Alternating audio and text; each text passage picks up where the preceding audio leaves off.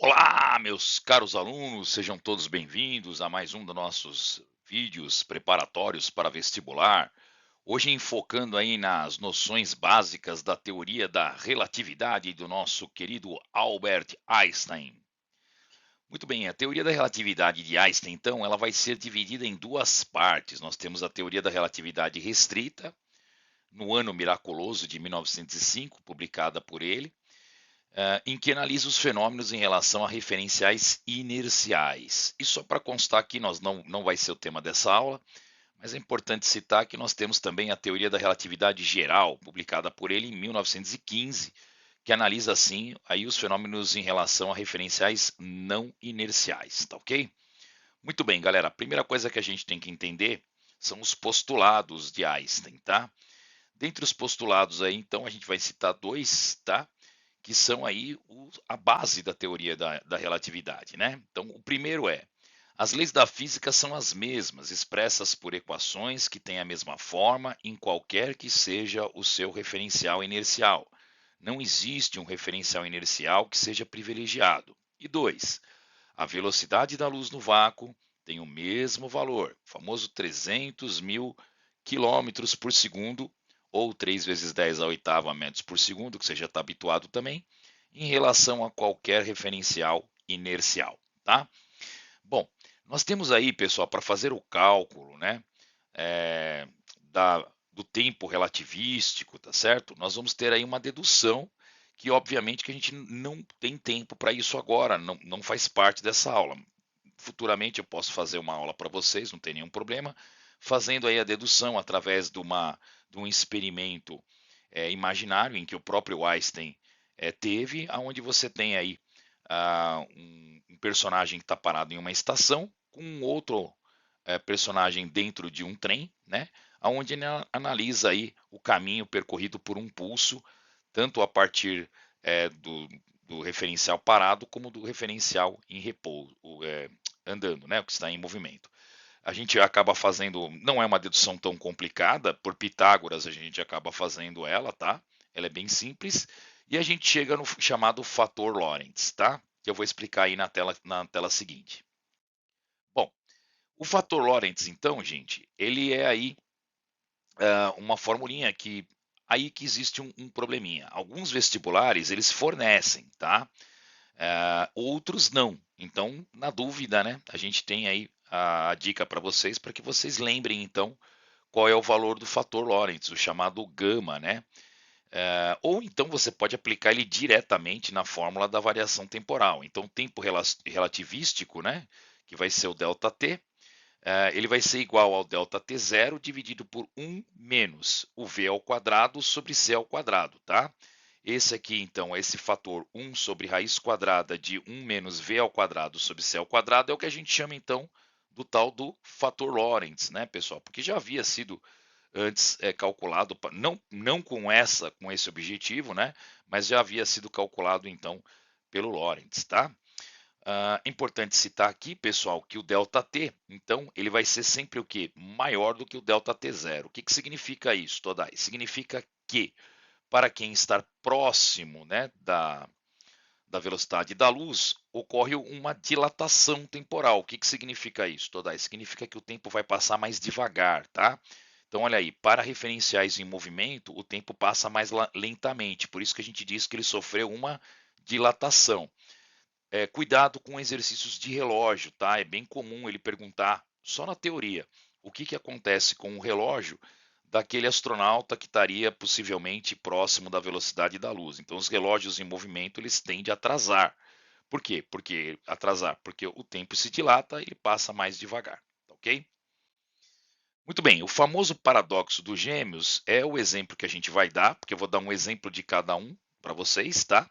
E o paradoxo dos gêmeos, ele vem, vamos dizer assim, aparecendo muito aí nos vestibulares, é o que a gente recomenda, que é a historinha dos dois irmãos gêmeos, sendo que um fica aqui na Terra e o outro sai aqui no foguetinho vermelho para fazer aí uma viagem espacial próximo da velocidade da luz, é claro, porque se você não estiver com um percentual da velocidade da luz, você não vai perceber essa dilatação, tá? E aí, quando ele volta, olha o que, que acontece, né? O irmãozinho que o recebeu está mais velhinho. e ele está quase aí com a mesma idade, né? Por quê? Porque o tempo para ele passou mais devagar. Mas eu volto a insistir, pessoal, para que isso realmente aconteça, é real, isso não é ficção, tá? Muita gente fala, é ficção isso, Todai. Não, isso é real, isso acontece. O que é o problema é você viajar próximo da velocidade da luz, porque hoje em dia o próprio corpo humano não aguentaria tal força, né? Então, tal aceleração G. Ficaria muito complicado aí. Mas, se caso acontecer de um dia chegarmos, né, a viajarmos próximo da velocidade da luz, isso pode realmente vir a acontecer. Vamos ver um exemplo então na próxima tela, pessoal, porque o objetivo aqui não é ficar nas deduções e nas teorias, é ir logo para a prática, tá bom? Bom, turminha, aqui só o comentário final, né? O gêmeo viajante não envelhece tão rápido quanto o gêmeo que ficou em casa. Vamos lá. Então, gente, o exemplo que eu te dou, ele é um exemplo de vestibular, tá? É uma questão que caiu, eu dei só uma adequada nela, mas é assim. A nave New Orleans partiu do Cabo Canaveral em janeiro de 2006 e chegou bem perto de Plutão em julho de 2015. Demorou um tempinho aí para chegar lá, né? Foram mais de 9 anos no espaço, voando a 21 quilômetros por segundo, uma bela velocidade, né? É uma velocidade muito alta para os nossos padrões aqui na Terra, mas muito baixa se comparada à velocidade da luz, né, turma? Que é 300 mil quilômetros por segundo, tá bom? Que é a velocidade aí que eu falei para vocês que começa a ter uma certa interferência na dilatação temporal. Considere então uma nave que possa voar com uma velocidade, aí agora é hipotético, tá, pessoal? É uma hipótese aí de uma nave que consegue viajar a 80% da velocidade da luz, uma loucura aí, né? E cuja viagem então dure 9 anos para nós aqui, observadores localizados na Terra. Para o astronauta lá no interior desta nave, pessoal, tal viagem duraria cerca de quanto tempo, tá bom? Então a gente vai começar essa resolução primeiro fazendo um breve comentário aqui, né? Para calcular o tempo próprio para o astronauta dentro da nave, a gente vai considerar a teoria da relatividade, que trata de um tema muito pitoresco, que é o paradoxo dos gêmeos, que eu falei para vocês. Esse paradoxo fala que se ao separar gêmeos, fazendo um viajar uma espaçonave com velocidades próximas da luz, enquanto o outro fica na Terra, quando encerrar a viagem, né, e eles se encontrarem novamente, o tempo para quem ficou na Terra sofreu uma dilatação sentida pela idade aparente dos dois gêmeos, ou seja, esse paradoxo é conhecido como da dilatação do tempo, tá? Por que a gente insiste nesse paradoxo dos gêmeos aí, né, pessoal, nessa historinha? É uma maneira de você lembrar o que acontece, tá, com a dilatação temporal, para você não ter que ficar decorando as coisas, né? Agora vamos para o cálculo. Como é que fica então? Bom, então nós temos aí um ΔT maior, tá certo, pessoal? Que vai ser igual a um ΔT menor dividido por 1, né, menos o quê? Raiz quadrada de, pode ser V sobre C tudo ao quadrado ou V ao quadrado sobre C ao quadrado, tanto faz, a gente só colocou para economizar espaço aqui, tá? Importante explicar que o ΔT é o intervalo para o referencial aqui da Terra, é onde o tempo será maior, tá bom, turminha? E o ΔT', Todai, é o intervalo para quem está lá, viajando na velocidade da luz, tá bom? E V é a velocidade da nave, que eu vou fazer uma relação, uma porcentagem aqui, né? Com a velocidade da luz, para evitar até que a gente fique fazendo números astronômicos aí ao quadrado, que vai dar um trabalho matemático que para nós aqui não é necessário. C, velocidade da luz. Então, aplicando aí, pessoal, o famoso fator Lorentz, nós vamos ter então que ΔT igual a ΔT', né? Então, lembre-se que 9 anos, ele fala no exercício que 9 anos é o tempo para quem ficou aqui na Terra, né? 9 anos para observadores localizados na Terra. E o que ele quer, Todai? Ele quer, pessoal, o tempo para quem está na nave, tá bom? Ó, para um astronauta no interior da nave, é isso que ele quer, tá? É o ΔT' que ele está querendo. 1 sobre 0,8 C ao quadrado sobre C ao quadrado, tá? Então, o que nós vamos fazer, gente? Vamos cortar o C, né? Tá? O C vai acabar cortando, vai cair fora aí da jogada. 0,8 ao quadrado dá o quê? 0,64. 1 menos 0,64 dá 0,36 na raiz, né? 0,36 na raiz dá 0,6, tá certo? Multiplicando em cruz, né, pessoal? Então, 9 vezes 0,6, 5,4. Então, houve aí, né, essa diminuição, né, pessoal? Então, o tempo para o astronauta que está a 80% da velocidade da luz, ele vai passar 5,4 anos, enquanto que para o outro que ficou aqui 9 anos, tá bom? Espero que você tenha entendido aí, bem legal, né? O que ocorre com a dilatação temporal aí. Cuidado com a palavra dilatação. O pessoal, infelizmente, às vezes fala, ocorre a dilatação temporal, então dilata, o tempo é maior. Não, galera, quando o tempo dilata, ele fica menor, ele passa mais devagar. Então, isso é uma pequena confusão que às vezes os alunos fazem e eu falo para acender o seu alerta, tá? Quando dilata o tempo, o que eu costumo dizer, até para você lembrar? Vai comigo aqui, ó. Pensa no tic-toc de um relógio, tá? Era assim que o Einstein dizia, diga-se de passagem. Tic-tac, tic-tac. Para um astronauta lá, que está viajando próximo da velocidade da luz, o tic-tac dele é tic-tac, tic-tac. Deu para entender, galera? Então o tic-tac dele começa a ser mais esparçado, tá bom? É isso que acontece aí. A grande genialidade do Einstein foi justamente perceber que uma grandeza que a gente dava como constante, né? Imagina, o tempo é constante, ele passa da mesma forma, né, em qualquer que seja a velocidade. Foi quebrado, então, com a teoria da relatividade restrita, né? Ele enquadra agora o tempo também como uma variável, ok? Bora lá, pessoal, vamos falar mais um pouquinho da teoria da relatividade restrita, porque ela também não fica só na dilatação temporal, ela fica também aí, ela vai mexer também com o espaço, né, com a distância, e ela vai mexer com o fator da massa também. Vamos lá. Bom, então vamos falar um pouco agora da contração do comprimento. Também não tem por que a gente ficar deduzindo aqui, pessoal, é muito parecido com o fator Lorentz, né? Então nós vamos ter aqui um comprimento que ele vai ser igual ao comprimento L0 multiplicado por 1 V ao quadrado C ao quadrado. Toda essa fórmula está diferente da do tempo. Na do tempo não era dividido, agora está multiplicado? Isso mesmo, galera. Agora nós não temos uma dilatação, nós temos uma contração. Significa que à medida em que você vai se aproximando da velocidade da luz, né, o tempo passa mais devagar e o comprimento ele vai ficando cada vez menor. Então, L é menor do que o comprimento inicial L0.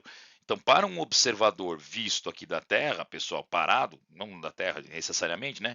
Mas para um observador fixo, ele vai ver, né, pessoal, ah, conforme vai a bolinha aqui, supondo aqui uma bolinha de tênis que a gente fez, né, um exemplo, viajar próximo da velocidade da luz, e à medida em que ela vai ganhando velocidade, ela vai contraindo o comprimento, ela vai ficando cada vez menor, tá?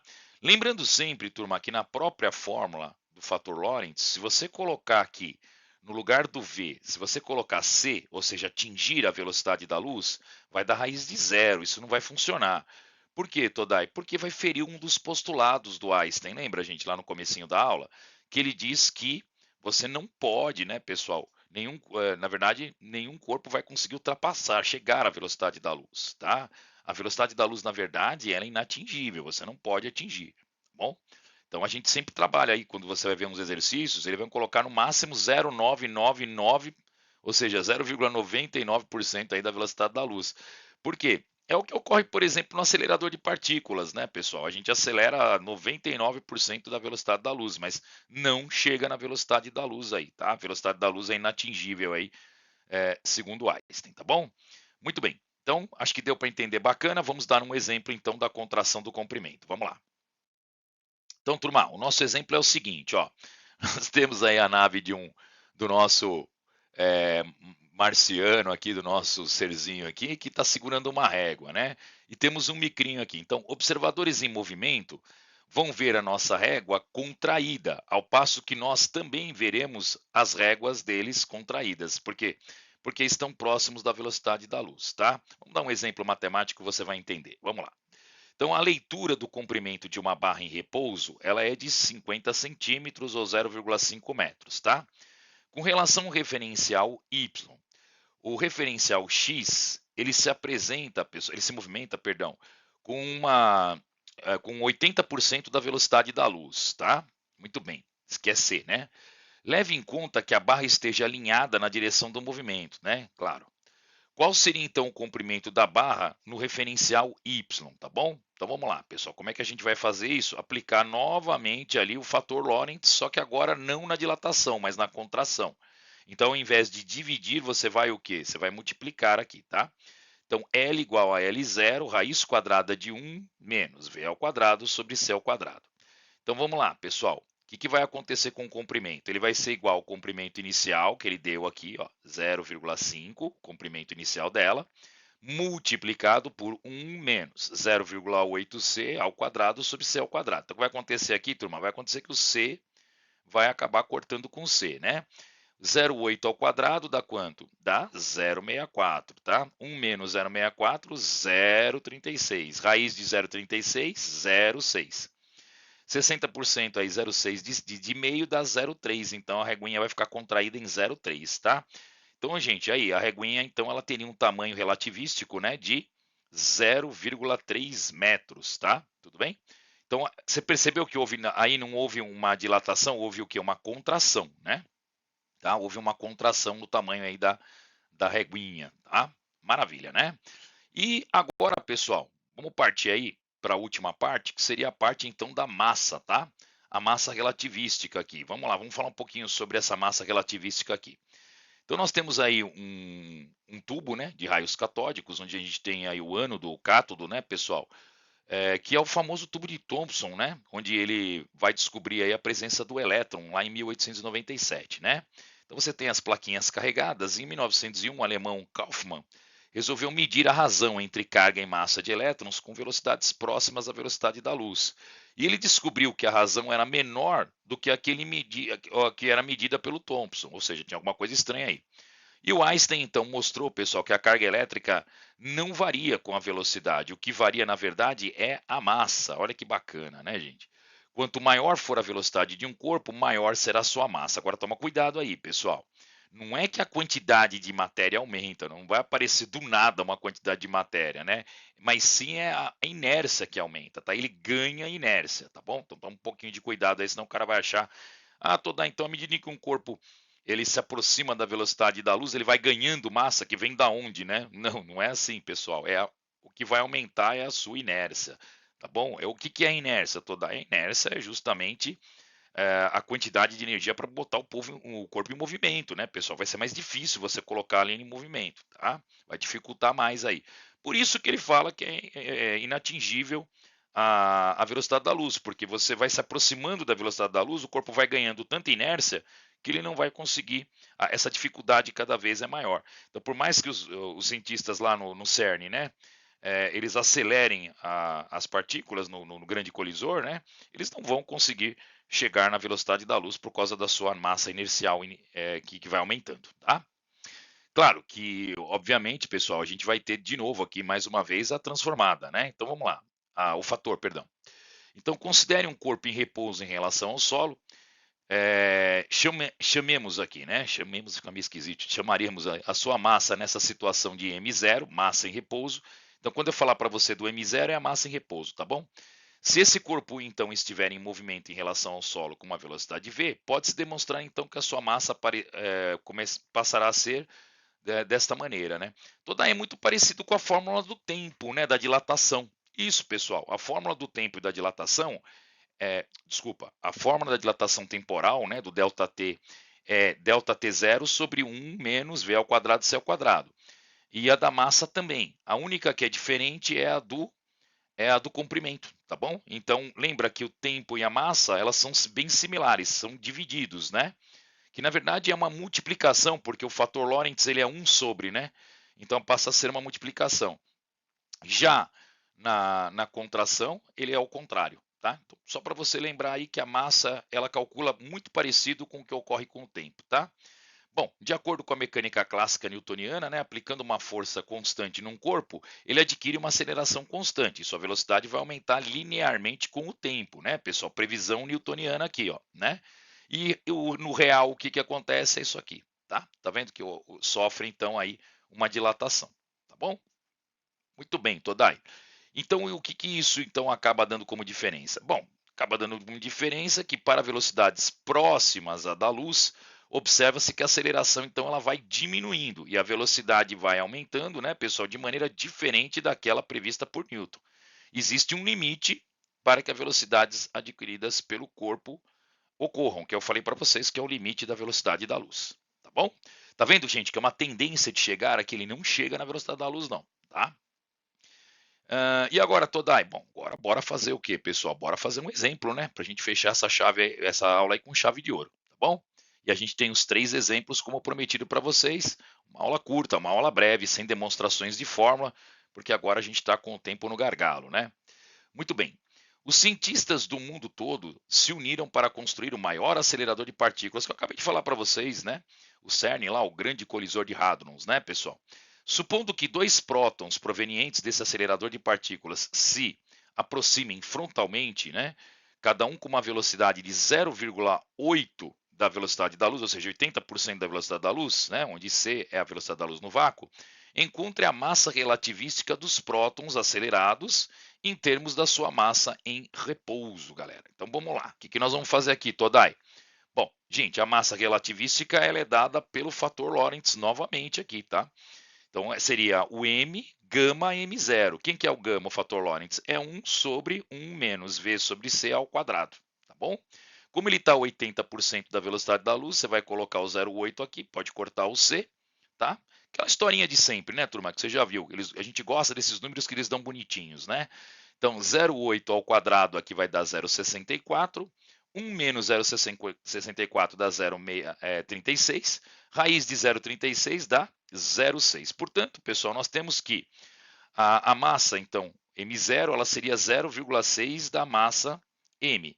Como ele está pedindo aqui, né, pessoal, encontre a massa relativística, então a gente pode dizer que a massa relativística ela aumentou 1,66, né, da massa M0, que seria 1 sobre esse valor aqui. Porque, na verdade, ele não quer o M0, né? Ele quer o M.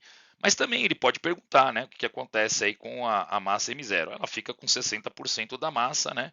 Ou seja, houve um aumento de 1,66 da massa inicial, tá bom? Pessoal, como eu falei para vocês, o objetivo aqui não era explicar toda a teoria da relatividade restrita. Em 20 minutos eu não conseguiria fazer isso, eu acho que ninguém conseguiria.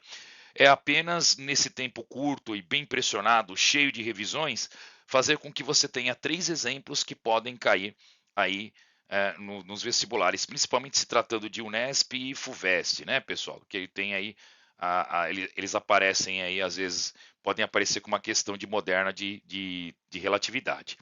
A gente espera que eles tenham um bom senso de colocar o fator Lorentz, mas se não colocar o fator Lorentz, pessoal, não é uma fórmula tão complicada de você lembrar, né? É 1 dividido por 1 menos v sobre c ao quadrado, tá bom? Espero que todos façam aí uma excelente prova. Um grande abraço a todos. Qualquer dúvida aí, deixa no seu comentário.